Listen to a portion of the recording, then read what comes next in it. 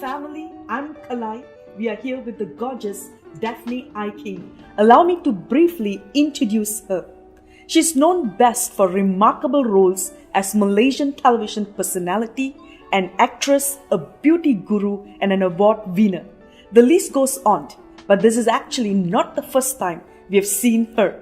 She had the privilege to interview our founder, Dato Sri, for VCon back in 2006, and now she's back for more. Hello Daphne, thank you for joining us. Hi Kalai and everyone tuning in, thank you for having me. I have to begin by saying that I'm a big fan. Daphne, you're a mother of 4 beautiful children, you have a business to run, a community to manage, and I have to say, you're looking fabulous. How do you do it all? Well, first and foremost, thank you Kalai, but I can honestly say it's not been easy. A lot of work goes into making sure things are in order, so I like to plan my day and week in advance, and I try to stick to the schedule the best I can.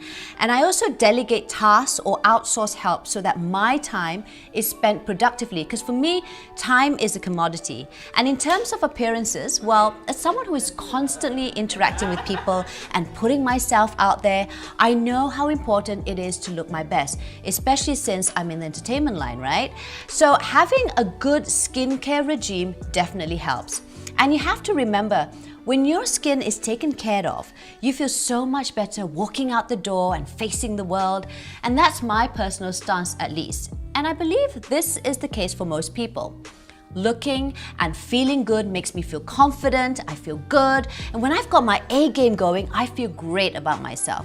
And it is definitely a confidence booster which allows me to stay ahead in my business and at home. Is that how you came across Physio Radiance? Yeah, for the longest time I was looking for products with the right ingredients for my skin type and concerns. So it so happened that Physio Radiance checked all the boxes, and I've got the Visage Plus device which I simply love. So yes, I'm really glad that I've discovered this skincare line. It seems like perfect timing, doesn't it? In my experience, I too started using Physio Radiance just as I was looking for healthy habits to adopt for my skin.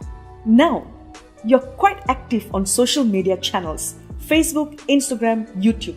There's an undeniable similarity between having followers and having prospects. In both cases, you have a group of people looking up to you, learning from you.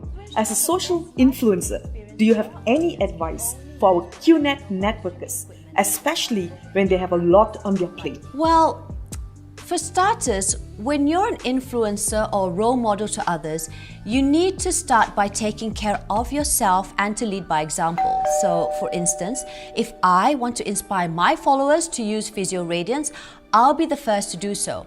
I'll show them how I carve a bit of time from my skincare routine during the day and night, and I'll show them how it keeps my skin healthy and radiant. I would rather show my viewers rather than, tell them how Physio Radiance sets the tone for the day. And I guess that's the first step in building trust. I agree. Well said. Do you see potential in using social media platforms when it comes to network marketing? Oh, definitely, Kalai. There are a lot of business opportunities with social media, but you would have to be mindful of who your target audience is. I personally like to get to know more about them on a personal level. So for instance, what are they like? What are their lifestyle preferences? What are their skin concerns? What skincare ingredients would they like to avoid? Where do they live? What are the trends in their country in terms of beauty? So once you know the answers to these questions, you get a clearer picture, and that will sort of help you tailor your posts or your presentations to their specific needs rather than address them through, a global or a more generalized lens. You get to personalize the message. So with that in mind, it's easier to pick the right strategy and channels for your community. And one more thing to note, social media is called social media for a reason. You need to socialize, guys. When you're using social media with your network, it's great if you're able to engage with them, to build rapport and to strengthen the trust. They will not only support you by advertising your products, but they'll also give you feedback that will help you to improve. Indeed, Daphne. In the new normal, we have all had to evolve and reinvent ourselves in more ways than one.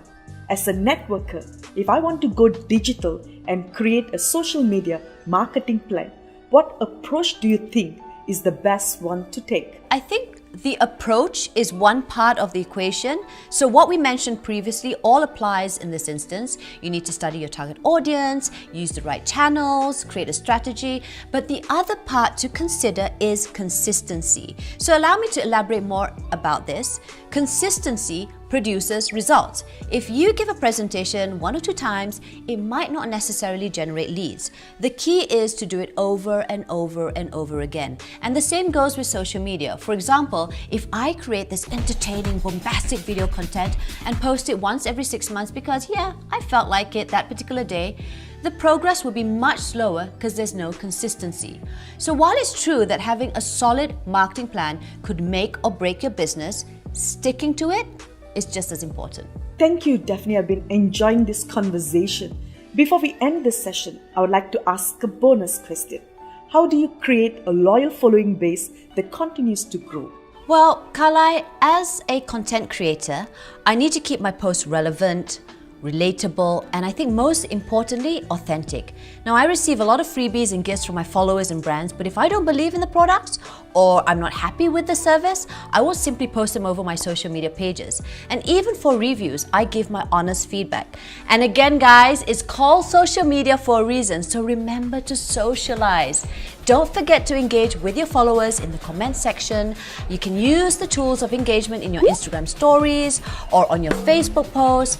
I try to reply to all the DMs and messages sent to me, even if it's just giving them a heart emoji. And that makes my platform more personal, it's more real, and definitely more engaging. It's a great advice. And with that, we come to the end of the segment. Thank you for your insights, Daphne. I hope to be able to pick your brain more later. It would be my pleasure, and thank you for having me. It's great. QNet family, we have more sessions to come. Our experts will share their wisdom to help you become the best networker, QNet networker out there. You don't want to miss it, so stick around.